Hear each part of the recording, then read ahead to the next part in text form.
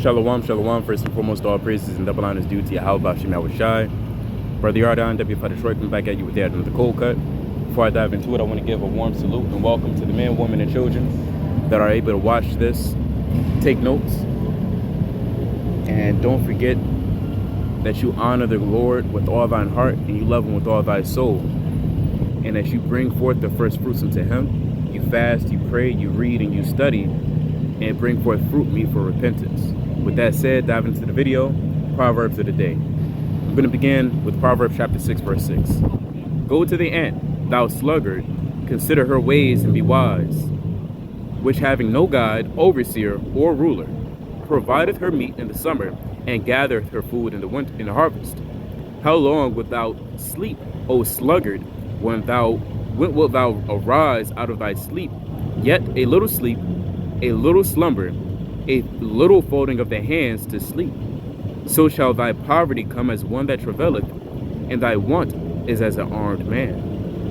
What does this mean? The Lord is telling us to acknowledge the earth, consider his works, and really take heed and apply it to your life. You understand, the Lord didn't make the tree just to make the tree. He created the tree for a purpose. He created the earth for a purpose.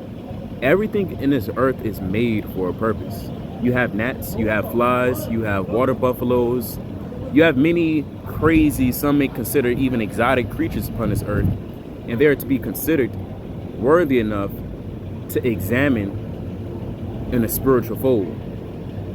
Because consider the ant. An ant is small, it's low in stature, it's not as mighty as a lion, it doesn't scream, it doesn't roar, it can't fly, and yet it's considered wise due to the amount of work that it brings forth to the fold. So, which having no guide or overseer or ruler. Now with the ants, you have a queen ant, but the queen ant isn't everywhere the worker ants are, but yet it's programmed in these ants' mind to bring forth food to the colony, to present their body a living sacrifice to the colony. And so we can learn from the ant in many ways to bring forth the harvest to the Lord, to bring forth our body,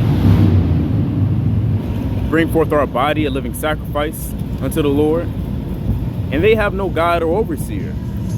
You know, at work, you're at work and you got your boss, you got the CEO, you got the executives, you got the director. All of them, they have a purpose, and all of which has a purpose to bring in and guide in the company to the right direction of success and prosper and money.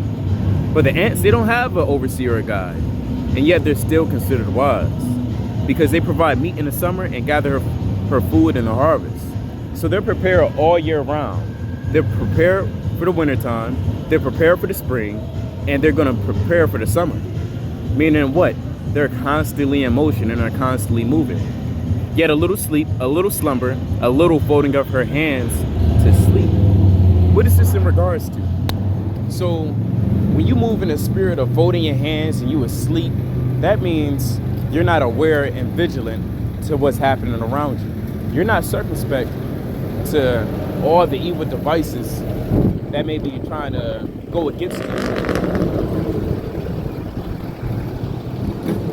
So you got to take heed to that and acknowledge the ant and be wise. But with that, I'm going to bid Israel Shalom.